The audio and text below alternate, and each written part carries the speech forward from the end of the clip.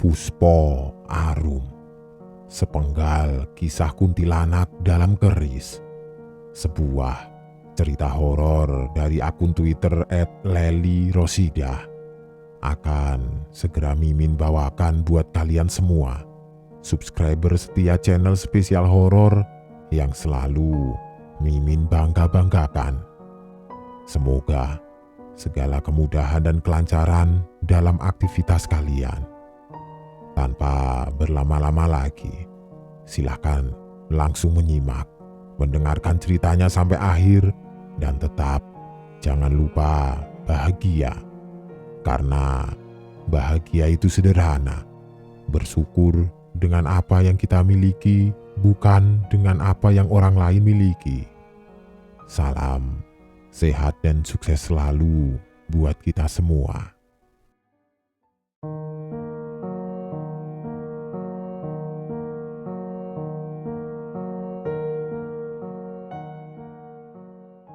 Hari ini, saat senja menampakkan keindahan warnanya, gabungan indah antara oranye dan kelabunya awan, menjadi saksi pernyataan kisah cintaku dengan Mas Dharma.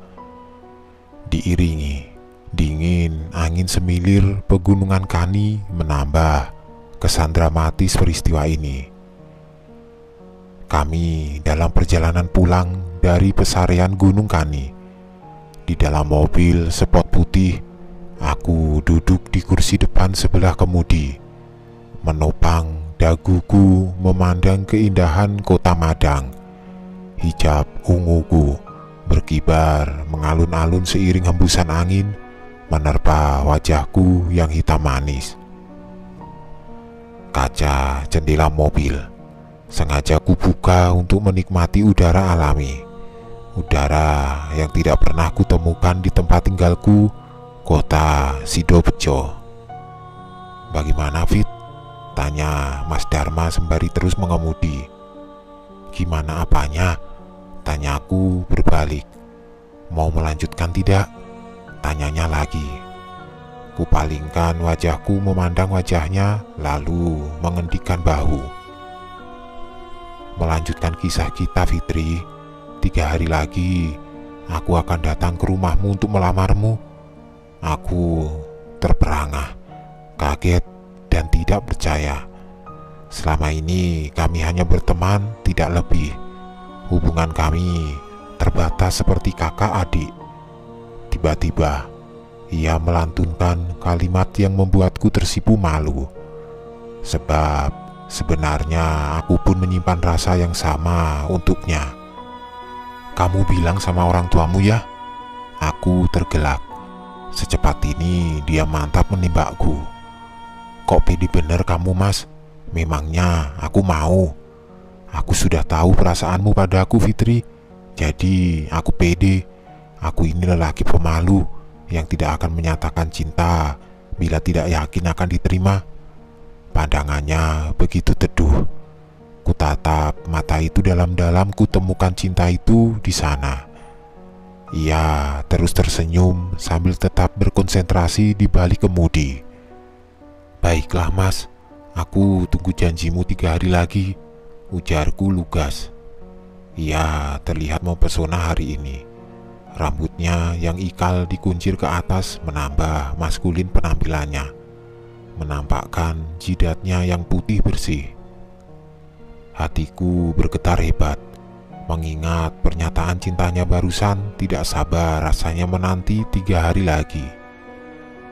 Aku melirik tas selempang di sebelahnya yang hampir jatuh. Tas itu sedikit terbuka, menampakkan sebilah keris kecil di sana. Aku tertarik dan bertanya, "Mas, di dalam tasmu itu keris ya?" "Iya, Fit, itu keris Puspo Arum, peninggalan kakekku, sengaja diberikan padaku untuk perlindungan."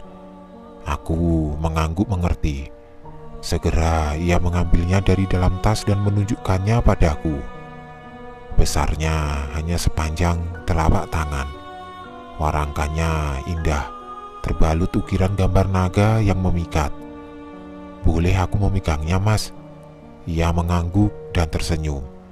Ku ambil pelan keris itu dari telapak Mas Dharma. Jantungku berdegup kencang saat keris itu sudah ada di tanganku. Tiba-tiba darahku berdesir memanas.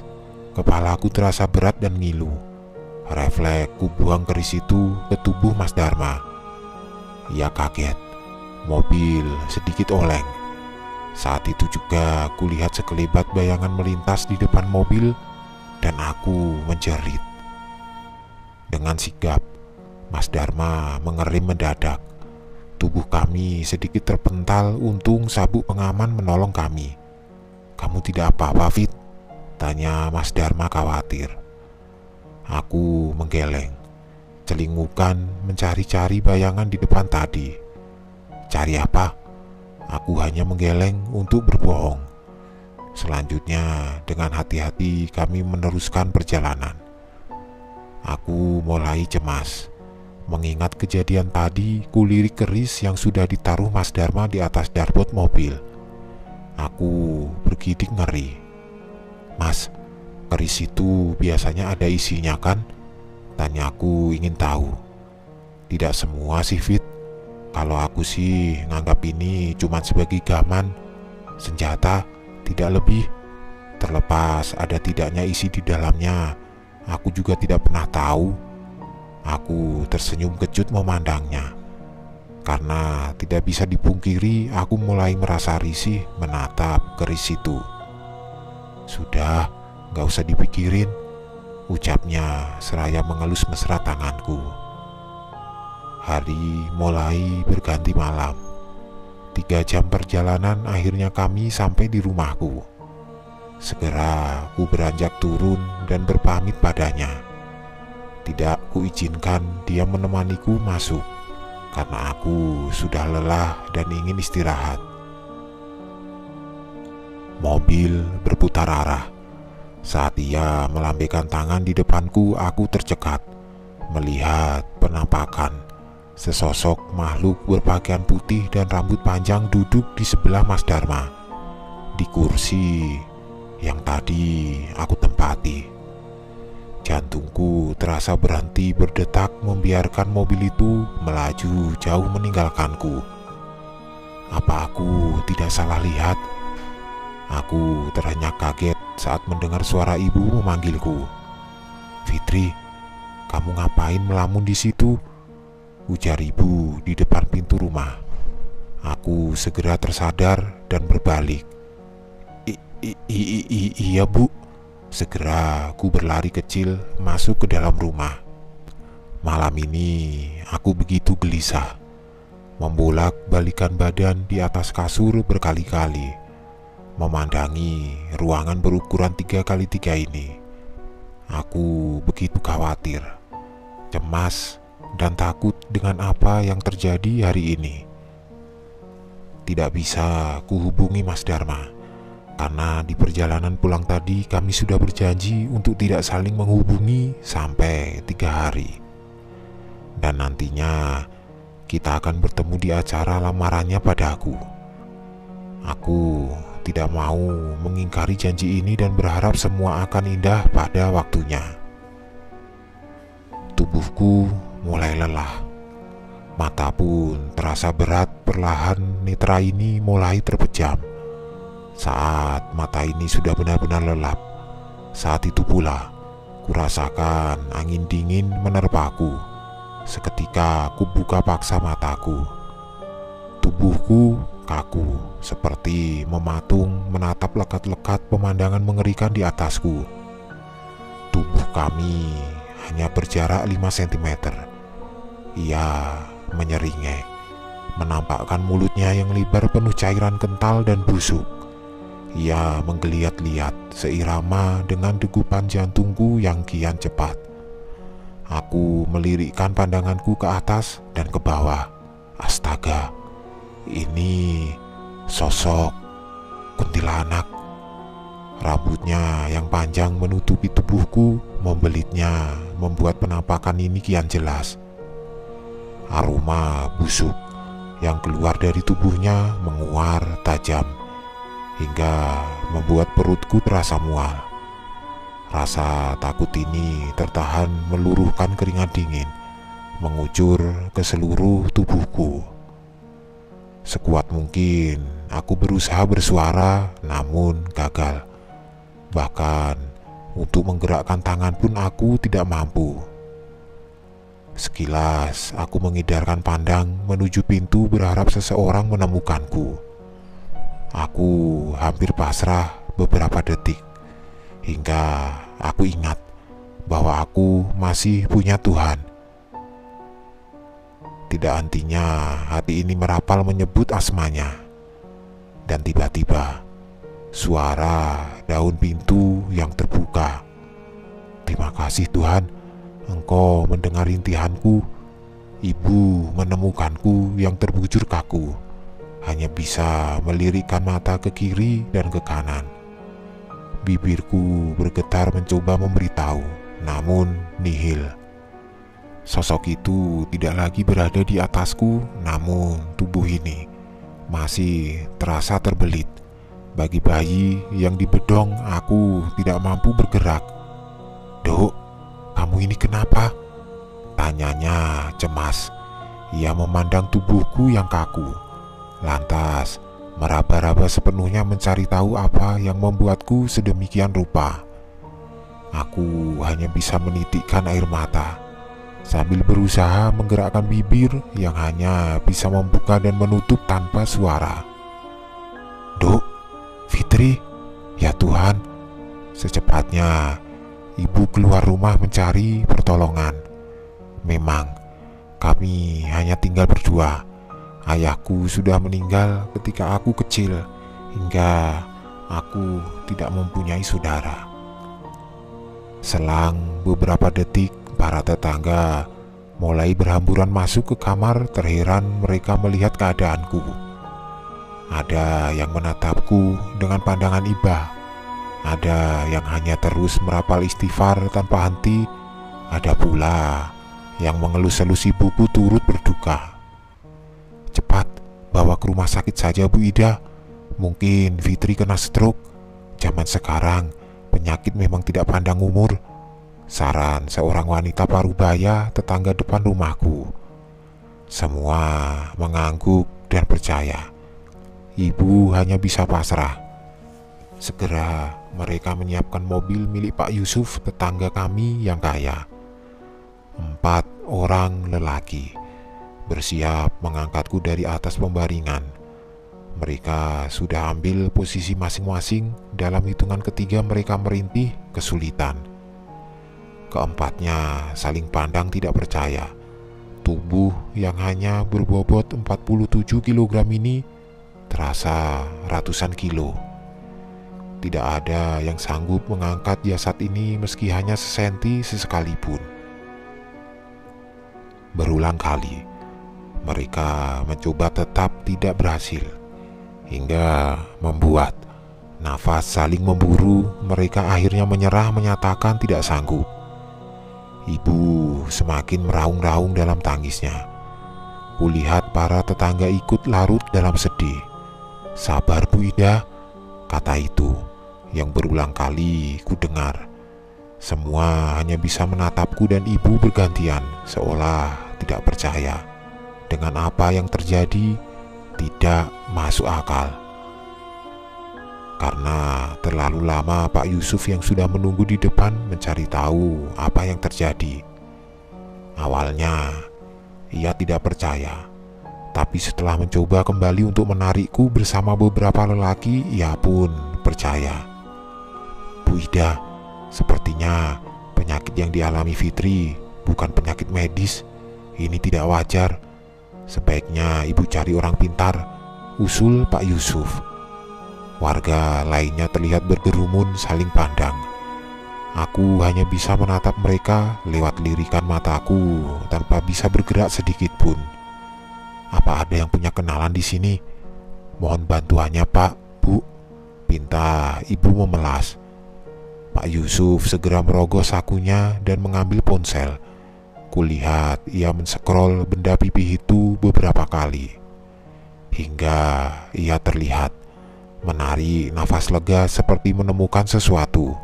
lalu menunjukkannya pada ibuku. "Alhamdulillah Bu, ini saya masih menyimpan nomor Abah Anwar. Beliau dulu pernah menolong istri saya saat kerasukan." Ibu terlihat sumringah penuh harap. "Tolong dihubungi ya Pak." Pak Yusuf mengangguk dan segera menempelkan ponselnya pada telinga. Suasana terlihat tegang. Para ibu masih setia mendampingi ibuku. Ada yang mengusap-usap punggungnya, tangannya, bahunya. Ada pula yang rela selonjoran memijat-mijat kakinya. Sedangkan para lelaki menatap Pak Yusuf menunggu kepastian yang tidak tentu.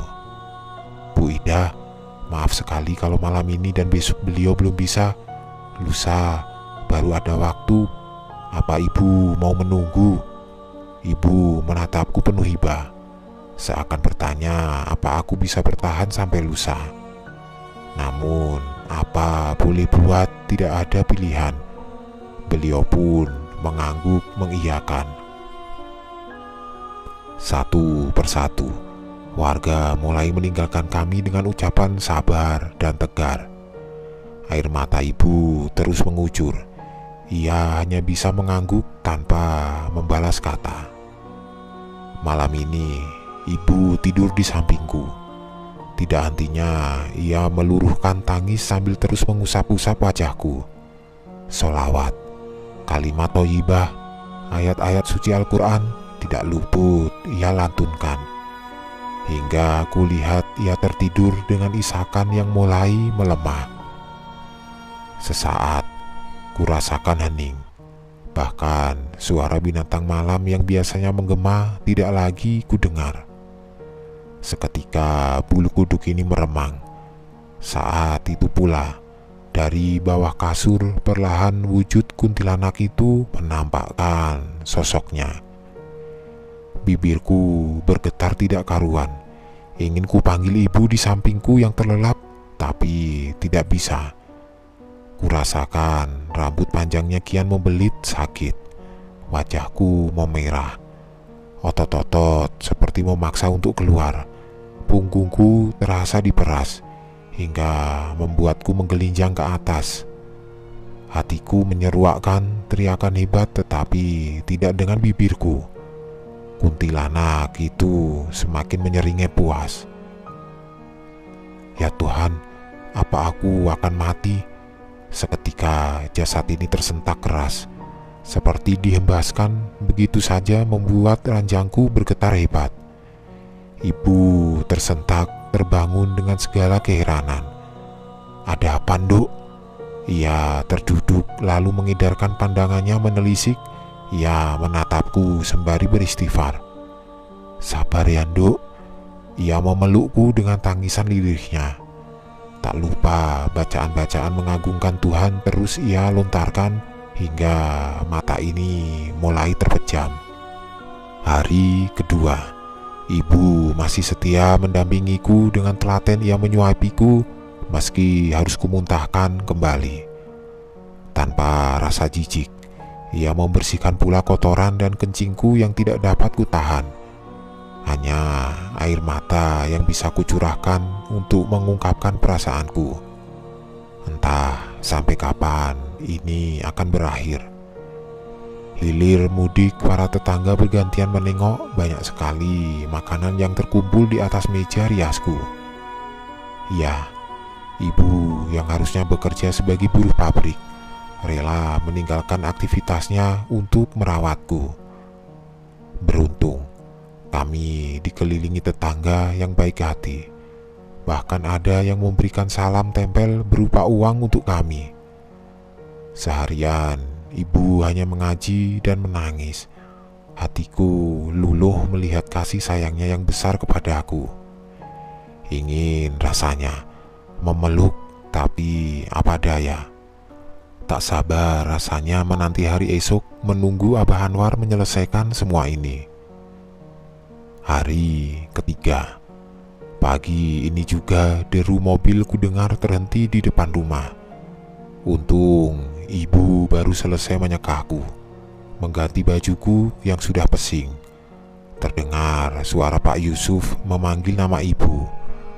Segera ibu beranjak menuju panggilan suara.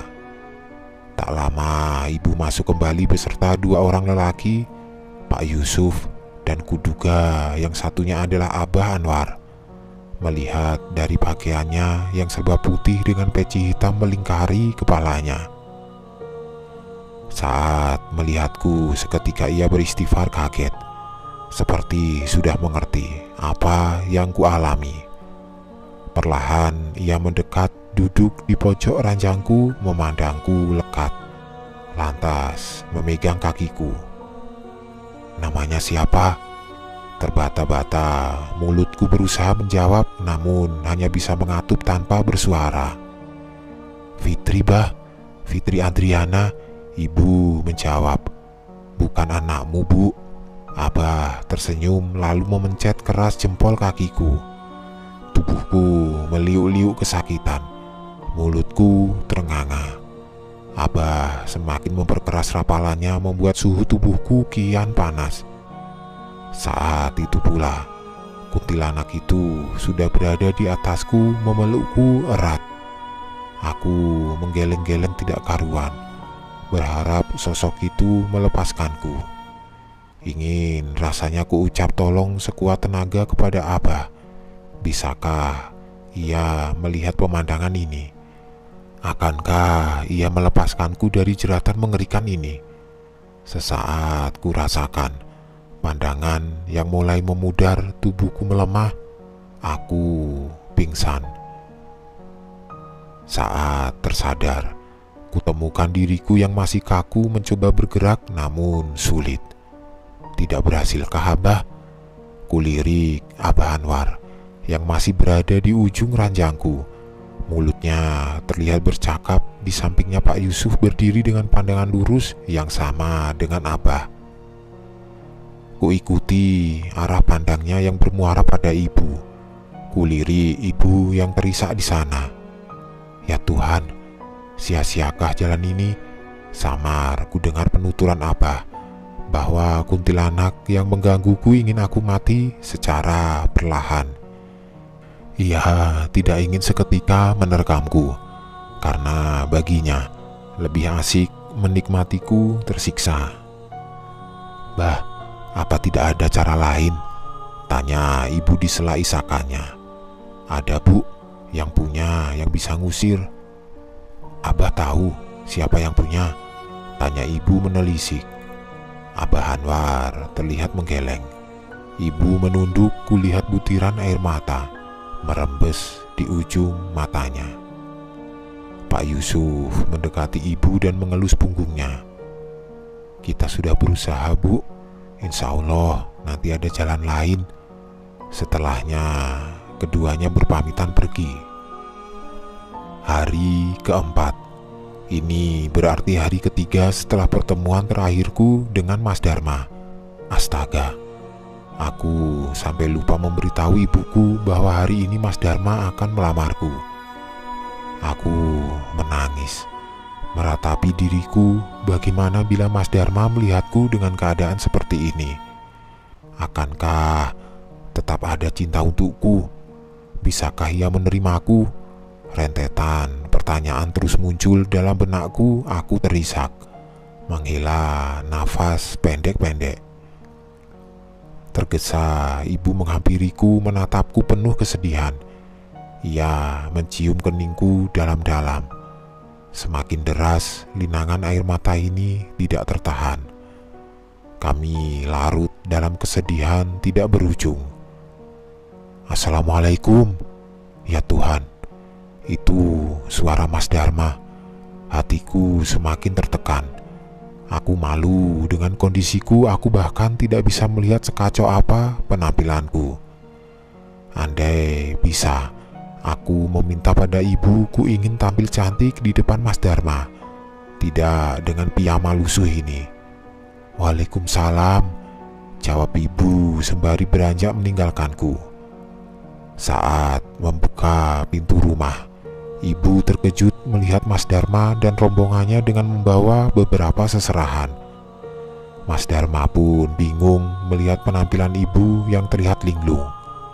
"Fitri ada, Bu." Ibu mengangguk, tapi meringis mencoba menahan tangis. "Monggo, masuk," kata ibu dengan suara serak yang berat. Keluarga Mas Dharma saling pandang penuh heran dan mengikuti langkah ibu ke kamarku. Saat di depan pintu, Mas Dharma segera menghambur masuk. Ia memandangku detail dari ujung kaki hingga kepala. Ia mengernyit. Kulihat matanya mulai berkaca-kaca. Ia tak percaya. 3 hari yang lalu aku masih sehat dan cantik. Tiba-tiba hari ini tubuhku kering, kurus, hingga menonjolkan lengkungan di setiap sudutnya. "Kamu kenapa, Fit?" Ia berlutut di sampingku, menatapku penuh haru. Kulihat ayahnya ikut masuk melihatku iba. "Saya juga tidak tahu, Nak Dharma. Setelah pulang sama kamu malam itu, Fitri sudah seperti ini. Saya sudah coba mau membawanya ke rumah sakit, tapi tidak bisa. Tubuhnya tidak bisa diangkat meski dengan 5 orang lelaki sekalipun. Kemarin juga saya hubungi orang pintar, tapi tetap tidak ada hasil," tutur ibu menjelaskan. "Kenapa kamu tidak menghubungiku, Fitri?" Ia mulai menangis. "Begitupun aku. Kata Abah Anwar, ada kuntilanak yang mengganggunya. Ia hanya bisa diusir oleh pemiliknya." "Kuntilanak?" tanya ayahnya Mas Dharma heran. Ibu mengangguk. "Jangan-jangan keris itu, Dharma," katanya melanjutkan. "Kenapa ya? Maksud ayah keris Puspawarum?" Ayahnya terlihat mengangguk. "Malam itu Fitri memang sempat memegangnya." Ayahnya terlihat kaget. "Kita harus cepat-cepat membawa Fitri ke kakek. Hanya dia yang bisa menyelamatkan." Kami semua terheran. Apa maksud ayah Mas Dharma? Apa kuntilanak itu punya kakeknya? "Tidak mungkin bisa, Pak. Bagaimana cara membawa Fitri? Kemarin sudah dicoba. Bagaimana kalau kakeknya Dharma saja yang kesini?" pinta ibuku. "Maaf, Bu. Kakeknya Dharma juga sedang sakit. Sudah 2 tahun ini beliau hanya jadi kembang bayang di atas kasur." Ibu pun mengangguk mengerti. "Terus bagaimana cara mengangkat Fitri dari sini, Pak?" "Saya yakin Dharma pasti bisa melakukannya. Coba saja, Nak," kata ayah Mas Dharma. Benar saja. Dalam 1 kali hentakan dengan entengnya, Mas Dharma membopongku keluar kamar, menuju mobil di depan rumah. Beberapa tetangga yang melihat keheranan menyaksikan pemandangan ini sungguh ajaib. Tanpa menunggu lagi, Mas Dharma berpamit pada beberapa orang keluarga yang sudah diajaknya untuk melamarku. Beberapa tetangga pun mendoakan yang terbaik untuk kami. Aku begitu terharu, apalagi ibu. Beliau terlihat menangis mendoakan keselamatanku. 2 jam perjalanan penuh hening dan tegang kami lalui hingga akhirnya kami sampai di suatu tempat yang kuduga rumah kakeknya Mas Dharma. Halamannya luas dengan banyak pohon besar di dalamnya. Saat turun, karena Mas Dharma terlihat kesulitan, ayah Mas Dharma mencoba membantu menarik kakiku. Sungguh mustahil dan benar apa kata ibuku. Ayah Mas Dharma bahkan tidak kuasa untuk mengangkat ujung kakiku. Ia meringis dan menggeleng. Meski dengan susah payah, hanya Mas Dharma yang bisa mengeluarkanku dari mobil ini. Aku hanya bisa melirikkan mata untuk menghindarkan pandang. Rumahnya berbentuk joglo dengan banyak sekali patung-patung seram di depannya. Sungguh wingit dan aneh. Dengan cekatan, ayah Mas Dharma membuka pintu rumah untuk kami Di sana kami menemukan seorang lelaki yang kuduga pembantu di rumah ini. Ia menuntun kami hingga sampailah kami di suatu ruangan yang pengap.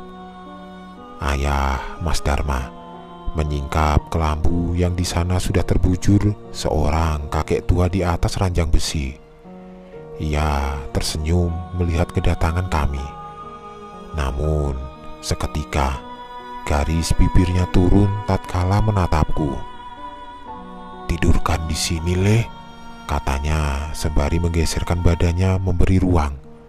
Perlahan Mas Dharma membaringkanku di sisi kakek. Kulihat tidak ada yang menjelaskan apa-apa pada kakek, seperti membiarkan sang kakek menebak dengan sendirinya. Mas Dharma dan ayahnya hanya berdiri di depan ranjang ini menanti kakeknya melakukan sesuatu. "Aku tahu kamu cemburu, tapi ya jangan sampai mencelakai seperti ini, Tonduk. Gadis ini tidak salah apa-apa," kata kakek itu seketika. Aku yakin dia tidak bicara denganku. "Maksudnya piye, Mbah?" pungkas Mas Dharma sedikit emosi. "Ya ini Puspo Arum, kuntilanak yang ada dalam kerismu. Dia cemburu sama gadis ini. Memangnya kamu habis ngapain? 3 hari yang lalu aku menyatakan cinta pada Fitri, dan setelahnya Fitri memang sempat memegang keris ini, Mbah." "Oh, pantas saja," kata kakek sembari manggut-manggut. "Apa ayah bisa mengusirnya?" tanya ayahnya Mas Dharma. Di sebelahku kakek tetap terbaring sambil tersenyum. "Sebenarnya dulu memang aku yang menginginkannya mengisi keris itu. Aku ingin semua orang segan padaku. Kujalani puasa mutih selama 40 hari, lalu bertapa di tempat-tempat wingit, dan akhirnya aku bisa mendapatkannya secara sukarela. Tapi tanpa ku ketahui, dia malah jatuh cinta padaku. Ia berhenti sejenak mengatur nafas lalu berdam-dam. Sampai akhirnya tubuh kakek yang tua sudah tidak kuat lagi, dan 2 tahun yang lalu aku menyerahkannya pada Dharma, berharap ia menggantikan posisi kakek dengan jiwa mudanya." Kulihat Mas Dharma mengusap wajahnya dengan tangan kanan seperti menahan emosi. Jelas saja dia hanya mau dipopong sama Dharma. Ternyata ini masalahnya, kata ayah Mas Dharma.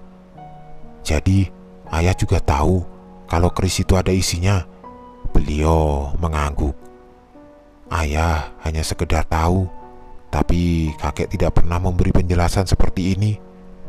Sekarang, apa ayah bisa mengusirnya dari Fitri?" tanya ayahnya Mas Dharma. Kulirik kakek yang tersenyum lalu mengelus tanganku. "Ambil keris itu, buka dari warangkanya, dan taruh di atas meja." Dengan sigap, Mas Dharma mengeluarkan keris itu dari dalam tasnya dan dengan hati-hati membuka lalu meletakkannya di atas meja samping ranjang besi itu. Kakek masih mengusap tanganku. "Duk, Puspo Arum, apa kamu lupa sama aku? Mari kita mulai lagi kisah kita dari sini. Aku berjanji tidak akan pernah meninggalkanmu lagi." Angin dingin seketika menerpa kami. Kurasakan meja di sebelahku bergetar-getar. Di sana kutemukan keris itu berdiri dengan sendirinya. Kami bertiga kaget, tapi tetap diam membiarkan semuanya terjadi. Tiba-tiba tubuhku memanas. Aku menggeliat-liat layaknya cacing kepanasan. Sontak aku mengejang melihat kuntilanak itu keluar dari bawah tubuhku. Ranjang mulai berderit-derit seiring gerakan tubuhku. Aku tidak bisa berteriak. Mulutku menganga menyaksikan penampakan mengerikan ini. Taringnya panjang, wajahnya penuh borok dan nanah, bau anyir menyeruak memenuhi ruangan. Perlahan, jeratan rambutnya terlepas dari tubuhku. Ia tersenyum nyengir menampakkan mulutnya yang penuh cairan dan belatung. Benar-benar memuakan, membuat perutku seperti teradu-adu ingin muntah. Kulirik Mas Dharma dan ayahnya. Mereka terlihat bergidik ngeri menyaksikan aku seperti ini. Tidak bisakah mereka melihat kuntilanak ini? Tak hentinya kakek mengelus tanganku hingga sampai di jeratan rambut terakhir. Kulihat kuntilanak itu menerkam tubuh kakek. "Kakek!"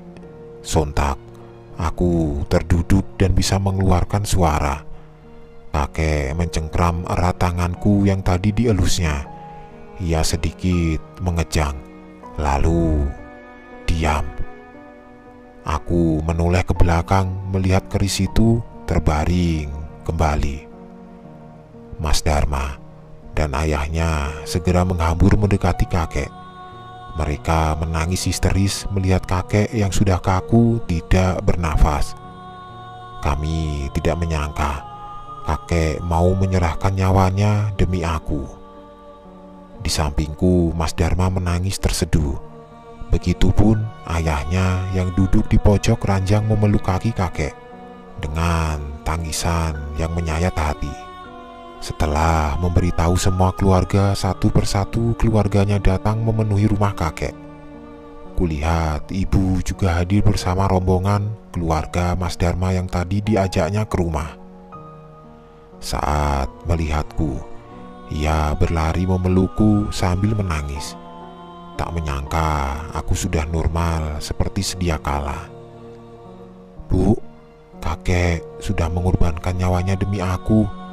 Aku benar-benar tidak menyangka," kataku di sela isakanku. "Iya, Nduk, kita harus benar-benar berterima kasih pada keluarga Dharma." Ayah Mas Dharma tiba-tiba datang menengahi kami. "Fitri, kami sekeluarga sudah sepakat akan menikahkan kalian berdua sekarang juga di depan jasad kakek. Mohon jangan menolak," pintanya memelas. Aku dan ibu mengangguk bersamaan. Tak mungkin kami menolak melihat pengorbanan kakek padaku. Seorang wanita parubaya menghampiriku dan mengajakku masuk ke dalam kamar. Ibu mengekor di belakangku. Di sana, beliau mengganti baju piyamaku dengan gamis yang cantik berwarna pink salem. Lantas sedikit mempoles wajahku. Ia menyuruhku memakai hijab khimar panjang yang warnanya senada dengan gamis. Setelahnya, kami dituntun ke ruang tamu di mana jasad kakek disemayamkan. Tepat di depan kakek yang terbaring, aku dan Mas Dharma duduk di depan ayahnya dan seorang lelaki. Mungkin beliau seorang mudin atau ustadz yang akan membimbing kami melangsungkan akad nikah. Mas Dharma menjabat erat tangan ayahnya mantap dengan bimbingan sang mudin. Mas Dharma mengucapkan ikrar suci tanpa celah.